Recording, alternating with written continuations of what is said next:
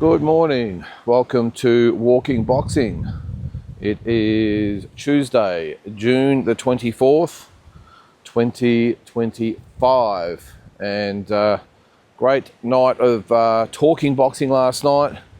Always entertaining, let's just say. With really good numbers. It's always good. We always have sort of 50 or 60 people watching at the one time. And I know that's not massive numbers, but it's just a really good network of people, and everyone's very respectful, I think I always say. It's always good though when there's a difference of opinion, and the viewers out there can debate respectfully. It's always an enjoying night.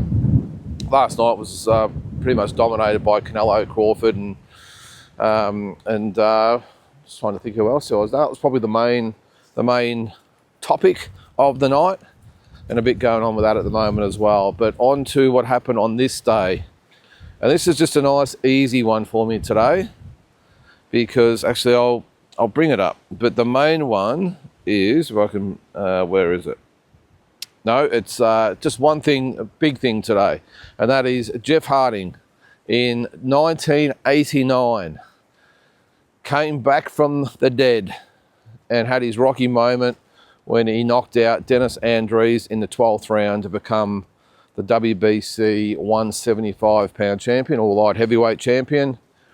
And probably to this day, it's probably the most memorable moment I have in Australian boxing. And there's been a few. I go right back to 1985 when Lester Ellis beat One Kill You. I remember that. That was just an amazing night, and I'm sure if you remember back to that far, what's that, 40 years ago? Geez, I think I was 9 or 10 I was. And then to see the reign, or the era start of Jeff Fennick and his memorable fights. The Samart Payakaroon fight, I think from memory, was probably my most memorable Jeff Fennick moment. But of course, since then there's been Jeff Horn and George Kambosos and all these great performances. But the Jeff Harding one is the one that sticks out for me.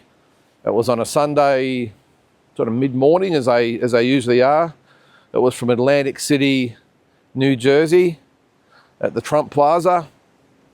And I remember watching the fight thinking, geez, this is going to be a long, long night for Jeff Harding. And he came out, and as he always said, he didn't know any other way except straight ahead. Jeff Harding, not the most graceful guy, not the most, the most talented, gifted type of fighter, or far from it, to be honest. I'm sure he'd be the first one to admit that, but he was just straight ahead. He always had a really good jab, I remember, and good body shots. But apart from that, I mean, he could punch, obviously, but apart from that, he didn't have a lot to offer. He just got through on heart and determination and fitness and endurance. And against Dennis Andrews, I think he pretty much lost every round up until the end of the 11th. And I remember, I was a bit young I wasn't that young, but I was 16 or something then. So I think I was about to turn 16.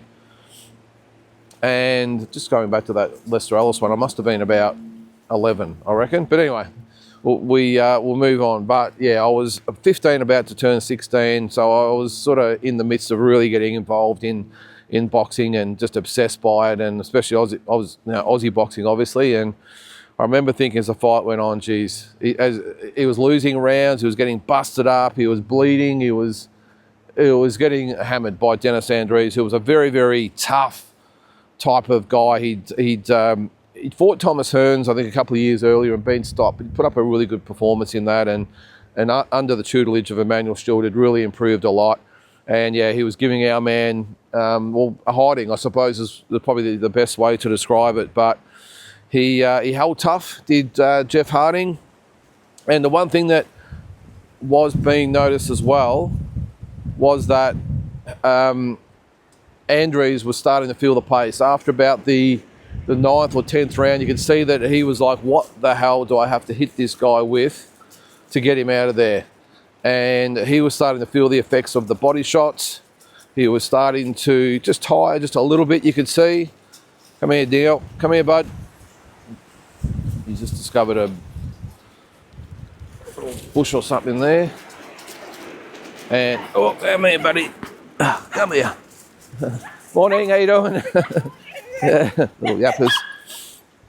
And after the 11th round, he slumped in his corner. And this is Dennis Andrews I'm talking about. And looked a defeated fighter, even though he'd probably won 11 rounds, or at least 10 out of the 11 rounds. And you see Emmanuel Stewart trying to get him up one more round. And all I could think about, well, in hindsight, looking back at the fight, all I could sort of think about was in Rocky, Apollo Creed's trainer saying, Apollo, don't go for the knockout, you got it won. In Rocky 2. And that's what I sort of think of when I see that moment. Emmanuel Stewart saying, Dennis, just get through the 12th round. And in the opposite corner, Johnny Lewis, Jeff Fennick was in the crowd as well, just going nuts. Come on, Jeff, let's do it. And he went out there and he got straight on Dennis Andrews, which is the really odd thing, because for the previous 11 rounds, it had just been, tit for tat, and Dennis Andrews getting the better of the exchanges, and Jeff Harding just losing it round by round. But it all changed at the start. It all changed at the start of the 12th, where Jeff Harding just went straight out of the blocks and just went after Dennis Andrews. And I was thinking, geez, where was this 3 or 4 rounds ago? And Dennis Andrews just like that was cactus. It was done, and he went down from a volley of shots. It wasn't any big hard punch. It was just the volume of punches and the pressure that Jeff was putting on. And down went Dennis Andrews, and he got back up again, but he was spent.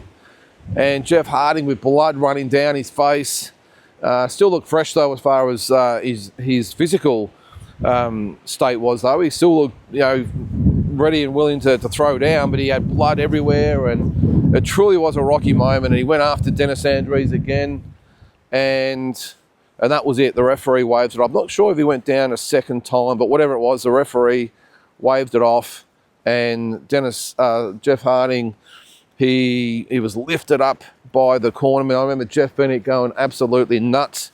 Come on, bud. Come on. Jeff Fennick going absolutely nuts at ringside.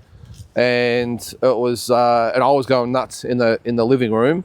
And Jeff Harding, I remember being lifted up and him saying, champion of the world, champion of the world. And it really was, as I said, probably my most memorable moment in Aussie boxing. And I won't say it gets forgotten about, because the real sort of boxing fans remember it, the Aussie boxing fans, and even probably a lot of the international fight fans remember it. But geez, what a moment it was. And he defended it a couple of times. He lost it to Dennis Andrews, then regained it against Dennis Andrews. So they had 3 memorable fights.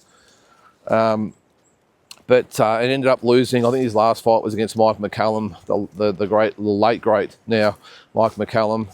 And just a bit of an unheralded great of Australian boxing. When I say great, I don't mean as far as talent goes. He's never going to challenge the likes of Famo and Rose and even Fennick and these types of guys. But talk about heart and grit and determination and steel. I mean, this guy was sort of made of steel. I'm not quite sure how he's doing these days. I've had sort of mixed reports from people saying how he's doing, but I just hope he's doing okay. I think he's had some issues outside the ring, but I hope he's doing okay now. And he's gave me, and I'm sure a lot of you out there, some great memories from that fight. So that was it on this day in 1989. Jeff Harding becomes the WBC light heavyweight champion. So, all right, we'll move on to some other stuff. Yesterday was the press conference for tomorrow night's showdown between Liam Paro and Jonathan Navarro, and Liam Wilson and Ayrton Jimenez. Now, look, it was a pretty stock standard type of press conference. There was not really anything sort of said. It looked hot up there though. Here we are, I'm freezing at about 3 degrees down here in Victoria, but up there they had t-shirts and sunnies on, and they looked all warm, especially George Rose. He decided to wear the jacket, or the suit jacket, to the press conference, and you could see he immediately regretted it, or looked warm up there. But yeah, look, it's great. The stadium looks awesome. Both fights should be okay. Look, I'll just have a quick look at the entire card, just quickly. The undercard's okay. It's got Vegas Larfield back, so it's good to see him. It's also got Kira Rushton and Callum Peters on the card, so they should be good undercard fighters. Or fights for the undercard, but the main two fights, the co-main, Liam Wilson 15-3 against Ayrton Jimenez 22-1, and Liam Paro 25-1 against Jonathan Navarro, who is 18-1. Now, look, I've had a bit of a look at both the guys. Look, I think Liam Wilson, he's probably got in my opinion, probably the more difficult opponent. He's 22-1. Only got the 4 knockouts. Does Jimenez though? Look, he can. Looks like he can box pretty well. He's got a pretty stiff jab. He's got some pretty good boxing skills. But geez, I think from what I've seen, he's going to need a lot more than that to beat Liam Wilson. I think Liam Wilson walks him down and eventually stops him. I think it'll be an entertaining fight. And as I said, the guy's got some talent. The problem is the lack of power. His level of competition has been very average as well. So some of these guys, I remember looking at Michael Zarafa's last opponent, Basir A. He looked okay on some of the YouTube stuff, but I mean, against very limited opposition, and got in there and he was just bloody disgraceful as far as what he offered. So it's hard to say what Jimenez is going to offer. But yeah, he actually does show a little bit of talent from what I've seen, but I think Liam Wilson walks him down, and I wouldn't be surprised if he stops him maybe in the later rounds. Looks like a good young kid, does Jimenez, but I think he's a kid. I'm not sure how old he is actually. He looks young anyway, but I think if Liam Wilson's got any aspirations to fight for another world title, obviously he has to not just win, but he has to do it impressively. And he's ranked number 4 by the WBO at the moment, Liam, but at 130. So it looks like he might probably go down if that opportunity arises. And they are talking about maybe having that fight here in Australia, the rematch with Navarrete later in the year, which would be awesome for Liam Wilson if that comes off. So I think he'll get a good victory tomorrow night. Liam Paro, yeah, I've watched a bit of Jonathan Navarro. I think he had about 4 or 5 years out of the ring. I'm not sure whether he was signed with Golden Boy or whatever back in the day, but he had a spell. He came back. He's had 2 wins since then. But look, if I'm being honest, I am not impressed at all by what he brings to the table. Just looks slow, not a lot of power, just looks limited skill-wise. I think he's a perfect opponent for Liam Paro. I think Liam Paro is absolutely going to just school this guy and probably stop him, I would think. And there's no drama with that either, by the way. I'm not actually saying it's a bad pick for Liam. I think it's actually a really good opponent for him. When you lose your world title, just like all the fighters do, you've got to have a comeback fight, and this is Liam's. And then I would think after this, they'll really step it up and look for a big fight for him.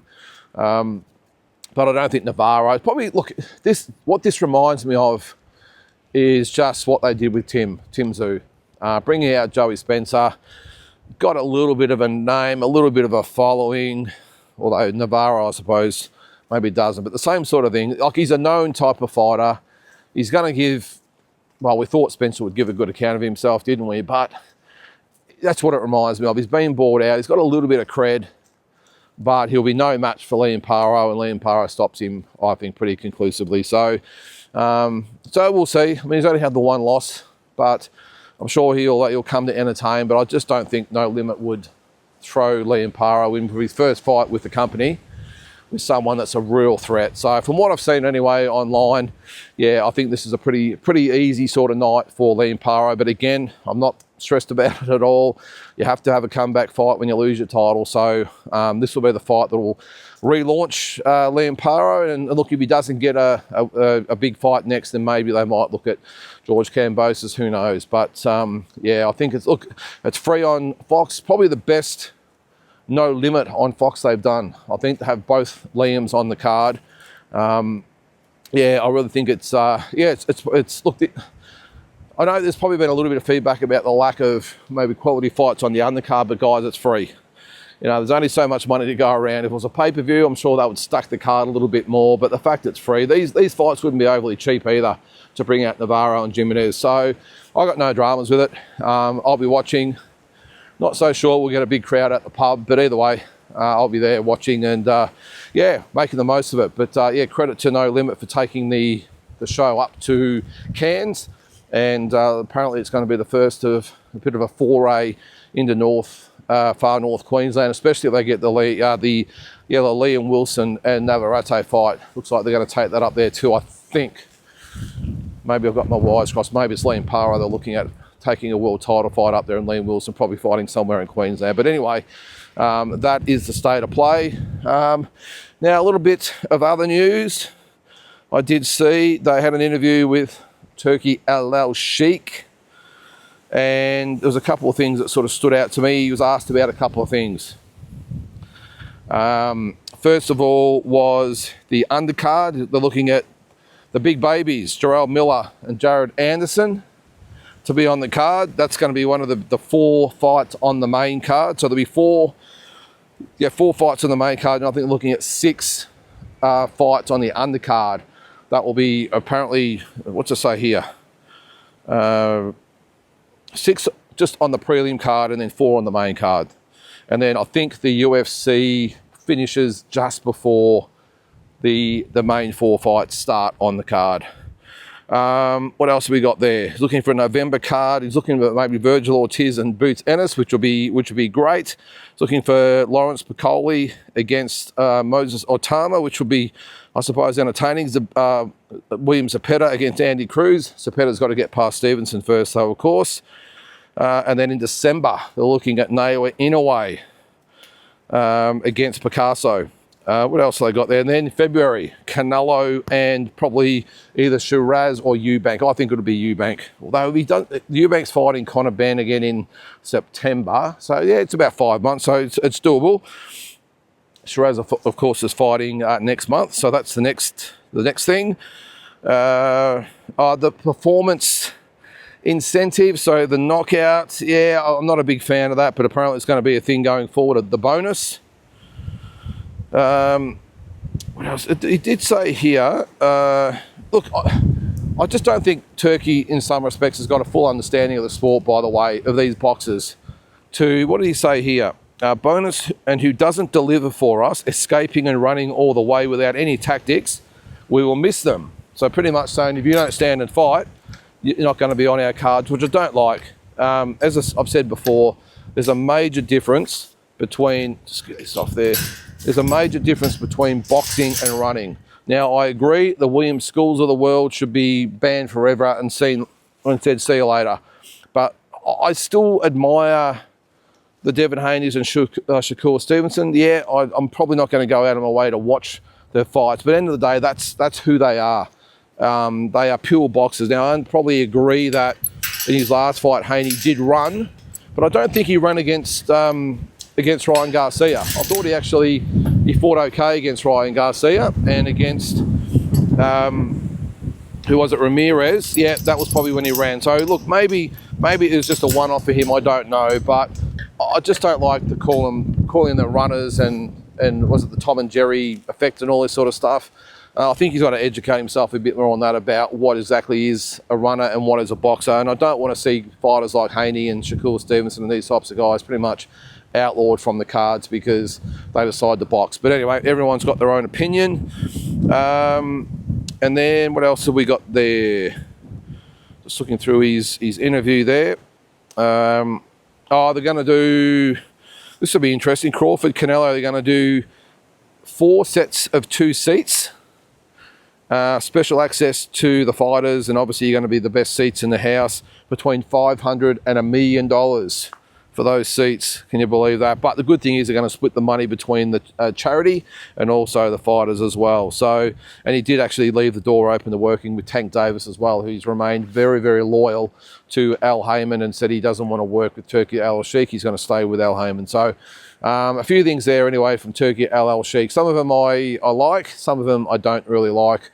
I just don't like the fact that this guy now thinks he's the godfather of our sport. But anyway, while he continues to deliver, I suppose we'll still give him the benefit of the doubt. But guys, look, that's going to do it for today. A very cold, wet Tuesday. But we'll get on with it and make the most of it, and we'll catch you tomorrow.